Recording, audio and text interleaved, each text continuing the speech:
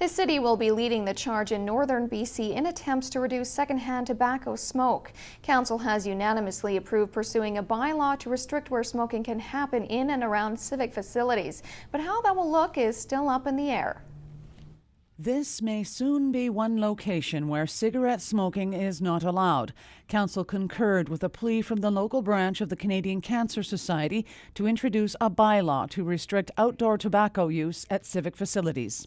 Secondhand smoke kills. It kills over 110 British Columbians every year. It also, smoking is still by far the leading cause of preventable death. I know our smoking rates seem to be going down, but it still kills many more people than, the other leading cancers combined.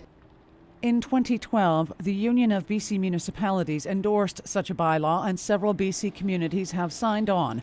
Prince George would be the first in the north. Every municipality is slightly different, but typically it would include parks, beaches, playgrounds, patios of restaurants, bars, coffee shops, and also any sort of public gathering outdoor event.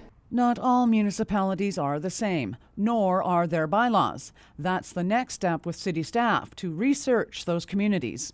And this is something that staff will go and do some research. They'll look at best practices from other communities that have already put this bylaw in place and sort of learn the do's and don'ts from those communities, what has worked well and what hasn't. And as well, they'll work with the Canadian Cancer Society with some of the information that they have so that we make sure that we do something that works for the majority of the community. Obviously, there will be some people not pleased with it.